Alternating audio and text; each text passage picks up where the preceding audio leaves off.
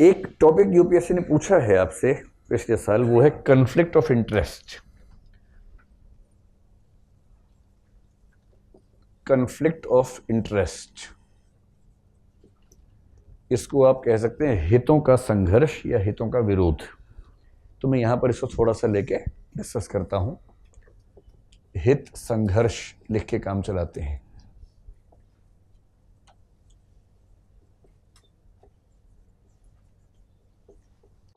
Conflict of interest बहुवचन में आएगा, एस लगाइए। इसका मतलब ये होता है कि आपके दो हित हैं, अलग अलग हैं, और उन दोनों हितों के बीच में संघर्ष की स्थिति बन गई है। आमतौर पर कोई भी सिचुएशन जो बनती है ना, उसमें ये पक्ष आ ही जाता है। तो हितों के संघर्ष का प्रयोग तो जीवन में कहीं भी हो सकता है। जैसे घरेलू किस्म का एग्जाम्पल देखना हो तो मान लीजिए आज से 10 साल बाद जब आप पेरेंट भी होंगे और आपके पेरेंट्स भी होंगे, और मान लीजिए किसी सिचुएशन में आपको एक फैसला करना पड़े जिसमें या तो आप अपने पेरेंट्स के फायदे में कुछ कर पाएंगे या अपने बच्चों के फायदे में कुछ कर पाएंगे, करना एक ही है। तो वहाँ क्या हुआ, आपके दोनों हित हैं। एक हित आपके पेरेंट्स हैं, एक हित जिनके पेरेंट्स आप हैं। वो संघर्ष भी क्या है, हितों का संघर्ष है। लेकिन जब हम यूपीएससी में लिखेंगे हितों का संघर्ष, इसका संबंध आमतौर पे हमारी नौकरी के बारे में होगा, लोक सेवा के बारे में होगा। और इसका मतलब क्या हुआ, एक तरफ आपका सर्विस रिलेटेड जो रिस्पॉन्सिबिलिटी है वो है सर्विस रिलेटेड रिस्पॉन्सिबिलिटी, सेवा संबंधी दायित्व। सर्विस से जुड़ा कोई दायित्व, सर्विस रिलेटेड रिस्पॉन्सिबिलिटी, सेवा संबंधी दायित्व। एक तरफ वो मसला है, और एक तरफ आपका कोई निजी हित है जो प्रभावित हो सकता है।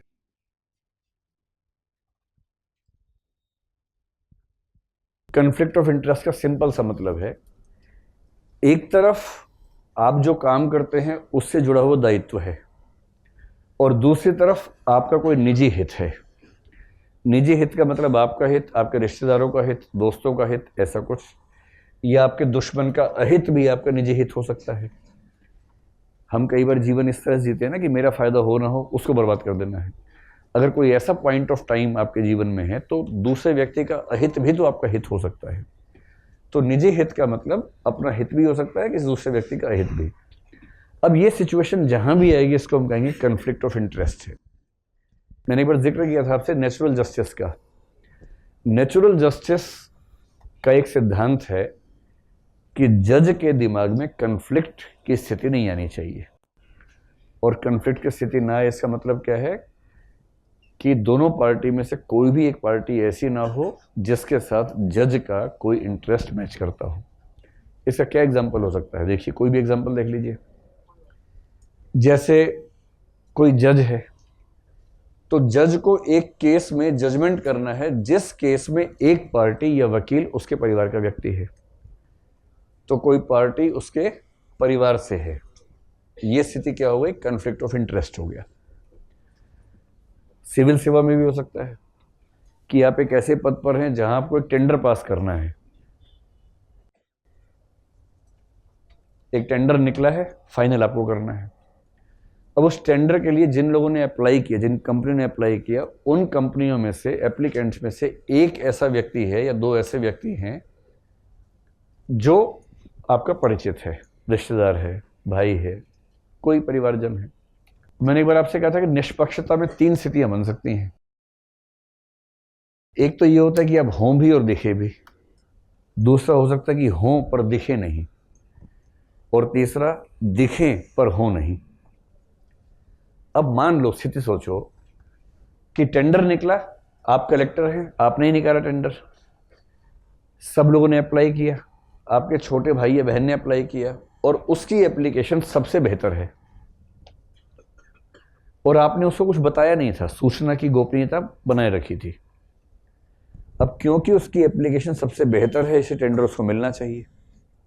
पर अगर मिल गया तो आप कितनी भी सफाई देंगे तो लोग मानेंगे यही कि निष्पक्षता नहीं बरती गई है, जबकि आप निष्पक्ष हैं।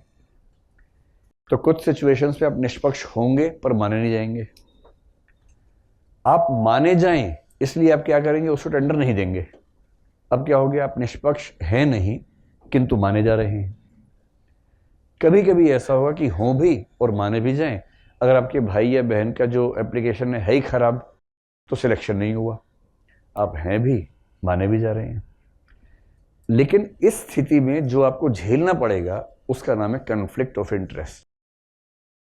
और ऐसी स्थिति में सबसे अच्छा क्या है कि व्यक्ति ये सब झेले या व्यक्ति इस चीज से दूर ही रहे, क्योंकि हर व्यक्ति इसको कैसे मैनेज कर पाएगा। और इसलिए ऐसा कहा जाता है कि सिविल सेवकों के सामने कन्फ्लिक्ट ऑफ इंटरेस्ट की स्थिति बार बार आती है, हित संघर्ष। अगर कभी आपसे पूछे कन्फ्लिक्ट ऑफ इंटरेस्ट क्या है, तो आप परिभाषा तो बता ही देंगे, और फिर बताइए दो तरह के हो सकते हैं। एक होते हैं पोटेंशियल, संभावित, और एक होते हैं रियल।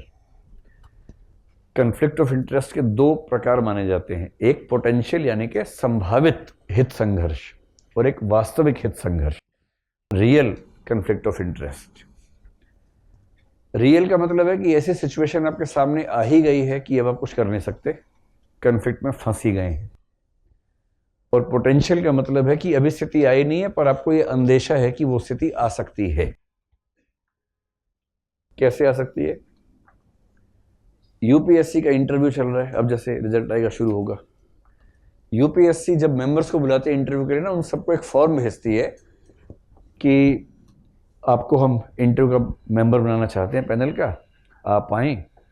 और उसमें एक एफिडेविट देना होता है जिसमें लिखा होता है कि मेरा कोई भी रिश्तेदार, कोई भी परिचित इस प्रोसेस में शामिल नहीं हो रहा है, इसलिए मैं बिना कन्फ्लिक्ट ऑफ इंटरेस्ट के इस प्रोसेस में पार्टिसिपेट कर सकता हूँ।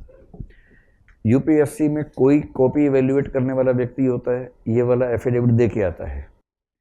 इंटरव्यू होता है, ये एफिडेविट दे के आता है, और पहले वो लिखवा लेते हैं कि आपके घर का कोई व्यक्ति इसमें शामिल नहीं हो रहा है। ठीक है, ये किस लिए है कि कन्फ्लिक्ट की स्थिति मन में पैदा ना हो जाए। मान लीजिए कि ये ना लिखवा रहे होते, तब क्या होता? एक्स नाम के व्यक्ति को इनवाइट किया गया, उसने कहा कि हाँ मैं आऊँगा इंटरव्यू लेने के लिए, और उसको ये पता लगा कि जो 2-2.5 हज़ार लोग इंटरव्यू देने वाले हैं उनमें से एक उसके दूर के रिश्तेदार में भी है। अब ये पोटेंशियल कन्फ्लिक्ट ऑफ इंटरेस्ट है। हो जाएगा ऐसा नहीं है, संभावना है कि भाई 8 बोर्ड हैं और मैं भी रोज तो बैठूंगा नहीं, कभी कभी बैठूंगा। उस बच्चे का इंटरव्यू किस दिन होगा, चांस की बात है। कौन से बोर्ड में होगा, चांस की बात है। संभावना बहुत कम है कि मेरे सामने ही आ जाएगा, पर संभावना तो है ही। तो जब तक ये सामने ना आ जाए तब तक क्या है? Potential conflict of interest. और जिस समय इंटरव्यू में वो बैठा है, मान लीजिए वहीं उस बच्चे की एंट्री हो जाए सामने, और वो देख के खुश है, अरे फूफा जी बैठे हैं, अरे मस्त हो गया। अब आपको वहां अभिनय भी करने की, आप नहीं जानते उसको, उसे भी अभिनय करना है, और फिर आपके सामने वही संकट, निष्पक्ष दिखूं, हूं, दिखूं प्लस हूं, ना दिखूं ना हूं, इनमें से क्या करूं?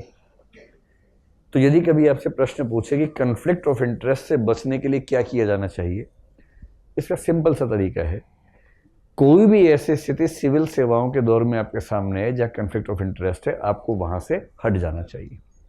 तुरंत अपने सीनियर को पत्र लिखना चाहिए, फॉर्मल लेटर, कि सर इस केस में मेरी उपस्थिति ठीक नहीं होगी क्योंकि ऐसा ऐसा हो सकता है, एक पोटेंशियल कंडीशन ऐसी हो सकती है कि कन्फ्लिक्ट बने, तो बेहतर होगा कि मेरे स्थान पर किसी और व्यक्ति को नियुक्त किया जाए इस काम के लिए। सरकार के हाथ में होता है। सरकार आपसे उसके बाद भी कह सकती है कि ये कन्फ्लिक्ट ऑफ इंटरेस्ट इतना शार्प नहीं है कि उसके लिए हम परेशान हो, हमें आपकी सत्यनिष्ठा पर भरोसा है, आप ये काम कीजिए। सरकार कर सकती है ऐसा। अगर सरकार ने ऐसा कह दिया तो क्या करना चाहिए? नहीं मैं नहीं करूंगा, ऐसे करेंगे? ये कर देंगे, उसके बाद कर देंगे, लेकिन उसके बाद ये ध्यान रखेंगे कि हर चीज कागजों पर स्पष्ट रूप में हो, उसमें कोई भी डिस्क्रिशन यूज ना हो, चीजें एकदम ट्रांसपेरेंट हो। तो पहली बात, जब भी कन्फ्लिक्ट ऑफ इंटरेस्ट आए, इसका पहला स्टेप क्या लेना है? उससे दूर रहना है। और दूर रहने का तरीका ये है कि सीधे आप पत्र लिख के अपने बॉस को बताएं कि क्योंकि इसमें ये पोटेंशियल कन्फ्लिक्ट ऑफ इंटरेस्ट बनता है, इसलिए बेहतर होगा कि ये निर्णय मैं न करूं, तो मैं अपने आप को इस निर्णय से अलग किए जाने की सिफारिश करता हूं। लेकिन इसके बाद सरकार के हाथ में है। अगर सरकार उसके बाद भी जिम्मेदारी दे, सरकार देखो बहुत क्रूशियल मामला होगा तो जिम्मेदारी देगी ही नहीं, छोटा मोटा मामला होगा तो सरकार कहेगी यार इस तरह से देखेंगे तो कोई अधिकारी काम ही नहीं कर पाएगा, तो सरकार उसके बाद आपको पत्र लिखेगी, आपका बॉस पत्र लिखेगा कि हम इस बात को समझ रहे हैं, इसके बावजूद हमारा निर्णय है कि आप इसको करें, सावधानी से करें, आपकी सत्यनिष्ठा पर पूरा विश्वास है। अगर ऐसा हो जाए तो क्या करना होगा? तो पूरी पारदर्शिता बरतते हुए, पारदर्शिता प्लस निष्पक्षता, और ध्यान रखना है कि अगर आपके घर का मेंबर है और टेंडर उसको मिल गया तो आप सिर्फ इसलिए खारिज मत कर दीजिएगा कि वो आपके घर का मेंबर है। निष्पक्ष होना ज़्यादा ज़रूरी है दिखने की तुलना में। कोशिश ये हो कि हो भी और दिखे भी, लेकिन अगर होने और दिखने में एक ही बचा हो रास्ता तो क्या करना चाहिए? होना ज़रूरी है, दिखना उतना ज़रूरी नहीं है। तो इन दो चीज़ों को ध्यान में रखते हुए कन्फ्लिक्ट ऑफ इंटरेस्ट से बचा जा सकता है। तो इथिकल कंसर्न एक होता है कन्फ्लिक्ट ऑफ इंटरेस्ट,